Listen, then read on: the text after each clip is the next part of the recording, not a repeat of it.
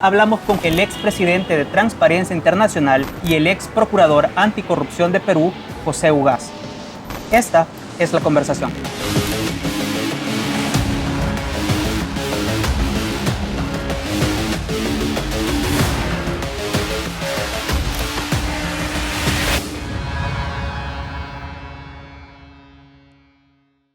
Hola José, ¿qué tal? Un gusto saludarte. Buenas tardes. Entremos así ya de un solo porque tú tienes experiencia aquí en el país, viviste aquí un tiempo y parece que has estado pendiente de la situación del país en cuanto al tema de corrupción. ¿Cuál es como tu diagnóstico general que puedes hacer del país en el tema corrupción? Mira, El Salvador está en la media latinoamericana. Es un país que tiene una alta percepción de corrupción y corrupción que no es episódica, no es coyuntural, no depende de quién esté en el poder o de qué partido de turno le toque gobernar, sino que es una corrupción sistémica. Quiere decir que está enquistada en las propias estructuras del poder y que por lo tanto va a existir independientemente de quién asuma el gobierno. Y la prueba de eso es que si hacemos un recuento de los últimos años, veremos que con el presidente Flores hubo varios escándalos de corrupción, luego viene Calderón Sol, también una situación similar, Saca, Funes, ahora hemos visto que han intervenido propiedades y bienes del expresidente Cristiani, y en el caso de este mismo gobierno ya se ha hablado de por qué se dictan estas leyes, por ejemplo, referidas a las compras en las pandemias, en las que se prohíbe preguntar.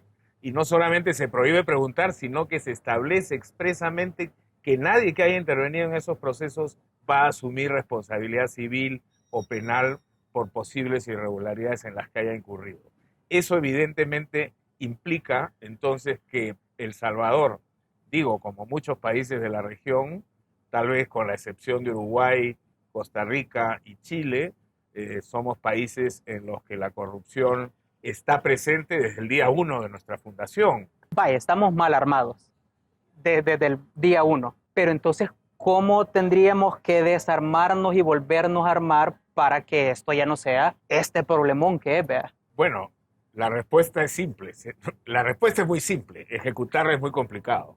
Necesitamos profundas reformas estructurales en nuestros países. En el caso de El Salvador, esta situación de inequidad, de grave corrupción, de beneficio de unos cuantos a costa de las grandes mayorías le costó una guerra, ¿no? Con muchísimos muertos y años de conflicto que puso a la población en una situación desesperada. Y después, como consecuencia de esa guerra, han vivido fenómenos de violencia muy complejos como este último de las pandillas o maras que ahora están en medio de una controversia por las medidas del gobierno.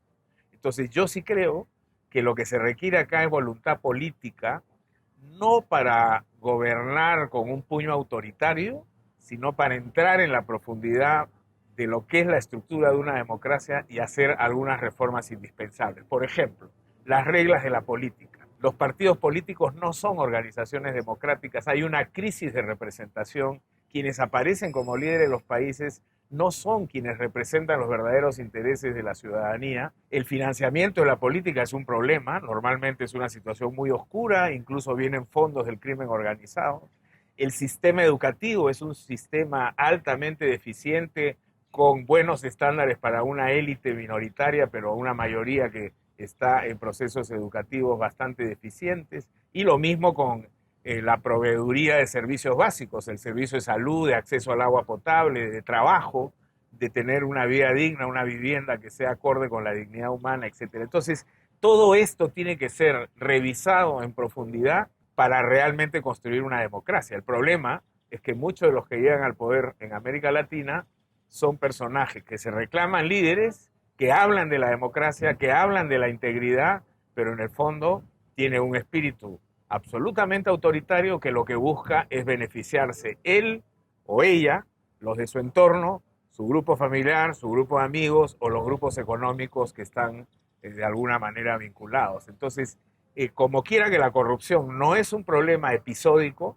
sino un problema sistémico, por lo tanto requiere una solución sistémica que implique profundas reformas en la estructura. Tenemos que empezar a rearmar a nuestros países poniendo el bien común como un elemento central, y esto implica también procesos de reeducación, porque parte del problema de América Latina es que hemos normalizado la corrupción. Nos parece que es una forma de vivir y que es la forma en la que podemos movilizarnos o ascender socialmente. Hacemos broma de eso.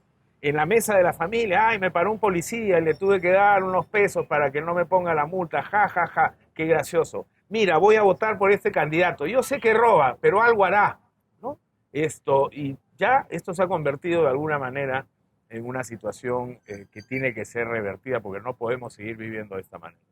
Hiciste una relación muy buena entre, vaya, la guerra civil que hubo acá, hiciste una relación con la corrupción que la llevó, vea, porque no había una equidad, había gente muy desfavorecida. La mayoría de gente aquí en El Salvador no haría esa relación, entonces quiere decir que algo ha fallado. ¿Cómo podemos hacer para que la gente entienda que la corrupción es tan grave como para ocasionar ese tipo de consecuencias? Efectivamente hay una desconexión mental entre la corrupción y el efecto que genera para mí, ¿no? Para la persona individual. Hay quienes sostienen que la corrupción lo que tiene son víctimas anónimas, porque la propia víctima no se da cuenta de que está sufriendo las consecuencias de la corrupción. Hace poco vi un reportaje donde le preguntan a una señora pobre en mi país si iba a ir a votar a las elecciones y ella dijo, ¿para qué voy a ir a votar? Si a mí el resultado no me afecta ni para bien ni para mal. Pero señora, si usted elige un candidato corrupto, alguien que se va a llevar los recursos del Estado, eso va a tener un impacto entre usted. Y ella dice, no, si yo soy tan pobre, ¿qué impacto puede tener? La semana pasada, el 1 de junio, el presidente Bukele, en su discurso de 4 años, lo cerró con 3 anuncios. El tercer anuncio era una guerra contra la corrupción. Eso es curioso porque hay bastantes funcionarios señalados, funcionarios de este gobierno, por corrupción en materiales periodísticos, en la lista Engel, que debería de ser una verdadera guerra contra la corrupción. Yo lo que me temo es que como el actual presidente ha tomado una serie de decisiones que han quebrado la estructura de un sistema democrático, con lo que tiene hoy día como reglas de juego, utilizar la corrupción o la lucha contra la corrupción puede convertirse en una persecución de sus opositores, de sus enemigos, lo que en otros países se llama el lawfare, ¿no? Se utiliza un elemento positivo como es la lucha contra la corrupción para perseguir a gente acusándola de corruptos. Entonces, en un país donde se ha intervenido el Poder Judicial, donde se ha despedido al fiscal general, donde se ha expulsado a una comisión internacional que el propio presidente invitó a venir al país porque era una oferta de su campaña, precisamente para que lo contribuyan, coadyuven al Ministerio Público salvadoreño a investigar corrupción, donde se ha bloqueado, interviniendo también el Instituto de Acceso a la Información Pública, donde se han desarticulado grupos especiales antimafia o de investigación de corrupción o de delitos, lo que quedaría es un riesgo muy alto de que habiéndose concentrado en el poder en una sola persona o en un grupo muy pequeño, que es el presidente y el Congreso que lo apoya incondicionalmente, esto se pueda convertir en un arma para la persecución política. Esto lo hemos visto ya, es un libreto gastado. Pasó exactamente lo mismo en Venezuela, ha pasado lo mismo en Nicaragua y en otros, bueno, en el propio Perú durante el régimen de Fujimori, se han utilizado, como quiera que hay concentración de poder, estos libretos para perseguir a personas que son opositores políticos o que tienen negocios que son competencia del grupo que está en el poder o simplemente críticos al gobierno. Entonces yo creo que hay que tener mucho cuidado porque no estamos viviendo en un sistema donde hay contrapesos. Ahora hay un poder único, unilateral, con un apoyo masivo por las decisiones que ha tomado respecto del control de las pandillas y la seguridad ciudadana, y eso pues sin duda alguna se convierte en un peligro para el futuro, ¿no? Y estos libretos, que dice que ya están gastados, es decir, que ya están gastados, ¿cómo terminan? Terminan mal. Mira cómo ha terminado Ortega o cómo ha terminado Maduro, ¿no? 5 millones, más de 5 millones de venezolanos que han salido andando de su país porque no hay condiciones de vida básicas, no hay para comer, los hemos visto hurgando en la basura, y cuando levantan su voz son reprimidos, son llevados a cárcel sin juicio, sin derecho a la defensa, sin acusación. Suena conocido, ¿no? Donde se hacen audiencias masivas, no se le da derecho a nadie a defenderse, los jueces no tienen ninguna posibilidad de actuar con criterio de conciencia porque reciben instrucciones. Se ha creado figuras como la de la flagrancia permanente, ¿no? Que para cualquiera que sabe algo de derecho eso es un sinsentido absoluto. Pero esas reglas son funcionales a los regímenes autoritarios. ¿Cómo terminan los regímenes autoritarios? Terminan mal. A la larga puede tomar más o menos tiempo, pero quienes así empiezan normalmente o terminan en el banquillo de los acusados. Fujimori ha sido condenado a 25 años de cárcel y probablemente morirá en prisión, o terminan defenestrados en procesos violentos y en algunos casos perdiendo la vida. Estas soluciones aparentemente mágicas que nos proveen de resultados inmediatos, si es que no se resuelve el problema de fondo, si es que en El Salvador no se reconstruye el tejido social y no se resuelven los problemas de falta de trabajo, de pobreza, de desigualdad, el efecto positivo que se puede haber conseguido con esta mano dura que se ha aplicado a las pandillas puede durar no mucho tiempo, ¿no? Y el costo que esto está teniendo respecto de quienes mueren en prisión, de quienes están como desaparecidos, torturados, injustamente detenidos, es un costo que no se debería aceptar en un sistema democrático. Si vos pudieras hablarle, en este caso a los salvadoreños, vaya, hay como una serie de memes que dicen las red flags de alguien en una relación, ¿vea? O sea, si es celoso es una red flag. ¿Cuáles serían las red flags que vos le dirías a la población? Vaya, si sus funcionarios o su gobierno hacen estas cosas, es que son corruptos o hay indicios de corrupción. Yo lo primero que quisiera decir es que hay que ser idiota para no darse cuenta que El Salvador no podía seguir como estaba, ¿no es cierto? Estaba ya en una condición de Estado fallido, el Estado no podía controlar la violencia pandillera y por lo tanto había que hacer una intervención y una intervención absolutamente profunda, intensa y de mano dura. El problema es que entendemos por mano dura. Una cosa es mano dura con arbitrariedad y violación de derechos y otra cosa es mano dura en el contexto de el respeto a los estándares mínimos de una democracia. ¿Cuáles son los indicios típicos que anuncian un régimen corrupto y de gran corrupción, diría yo? En primer lugar, la concentración de poder, los monopolios. Esto está estudiado hace mucho tiempo. La concentración de poder implica corrupción.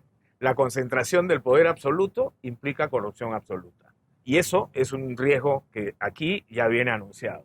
En segundo lugar, cuando quien concentra el poder empieza a tomar decisiones y a promulgar leyes que violan los fundamentos constitucionales de un país porque no le importa la Constitución, porque puede ingresar con personal armado a un Congreso y decir o ustedes hacen lo que yo quiero o aprieto el botón, definitivamente no tiene ningún parámetro de control de su conducta. Y cuando uno tiene una conducta descontrolada, empieza a dar este tipo de leyes que aseguran impunidad, que contradicen la Constitución, que rompen equilibrio de poderes. Entonces, esa es una segunda bandera roja muy, muy típica de lo que puede venir en un esquema de gran corrupción.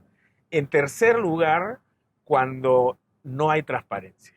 Se toman decisiones en cuartos cerrados, en oscuridad, se miente a la población, se presentan situaciones que no necesariamente se condicen con la realidad y pretenden hacer creer a todo el mundo que lo que están viendo en esa propaganda es la realidad. Y entonces cuando se interviene el Instituto de Acceso a la Información Pública, cuando es uno solo el gobierno que controla la información y dice e informa lo que él quiere que se conozca, pero no es capaz de abrir su información para que cualquier ciudadano pueda saberlo, algo tiene que ocultar. Y eso es sin duda alguna una tierra de cultivo para corrupción asegurada. Vaya, de todo lo que dijo, creo que El Salvador marca todas esas cajitas, ¿verdad? Pero dicho eso, ¿ves una posibilidad de que El Salvador dé una vuelta en U y, o sea, un viraje hacia el otro lado para salir de eso ahorita? Yo no creo que eso vaya a venir por generación espontánea del presidente, que es quien hoy día conduce las riendas del país. Creo que él está bastante ensoberbecido con los resultados y las encuestas y el hecho de que se haya creado esta expectativa del llamado milagro salvadoreño que otros países de la región están mirando con expectativa. Por lo tanto, de ahí no creo que vaya a venir nada, porque además el poder normalmente enceguece, ensoberbece y hace difícil la autocrítica. Pero yo creo que esto, como evidentemente va a tener su desgaste, la ley de la gravedad opera aunque a uno no le guste, probablemente los cambios van a venir por dos lados, ¿no? Por una reacción ciudadana en un momento en que la situación se vuelve insostenible, o por presión de la comunidad internacional, como ha ocurrido en tantos otros países cuando se ve que efectivamente esto dejó de ser una democracia y se convirtió en una autocracia o una cleptocracia peligrosa para el resto de la región.